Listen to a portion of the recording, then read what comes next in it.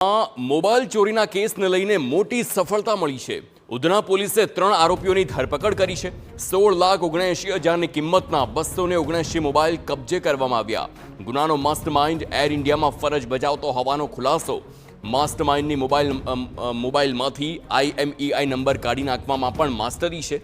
ચોરીના ફોનની ખરીદી કરી વિવિધ સોફ્ટવેરથી મોબાઈલનું તે લોક તોડતો અને ચોરીના ફોનમાંથી સ્પેર પાર્ટ કાઢી તેનું વેચાણ કરતો અને આખો આ ગોરખ ધંધો ચલાવતો।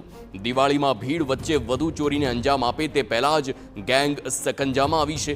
તો આરોપીઓએ ચાલુ ટ્રેન અને રાહદારીઓ પાસેથી મોબાઈલ ઝૂંટાવ્યાનો પણ ખુલાસો થયો છે। સૌપ્રથમ ઉધના પોલીસે ખત્રીનગરમાંથી રવિ રાજનટ અને સંતોષ ગાયકવાડ નામના 2 આરોપીની 15 મોબાઈલ સાથે ધરપકડ કરી અને તેમની પૂછપરછમાં ગુનાના માસ્ટરમાઇન્ડ એવા ડિંડોલીના ધીરજ ઝોપેનું નામ ખુલ્યું। જે બાદ આરોપીના ઘરે તપાસ કરતા ચોરીના 279 મોબાઈલ મળી આવ્યા। મુખ્ય આરોપી એર ઇન્ડિયામાં ટેકનિકલ મેનેજર તરીકે ફરજ બજાવતો હોવાનો ખુલાસો થયો છે। સુરત શહેરમાં નોંધાયેલા મોબાઈલ ચોરીના 16 ગુનાનો ભેદ પણ ઉકેલાયો છે।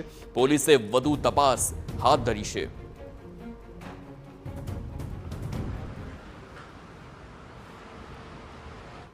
દાહોદ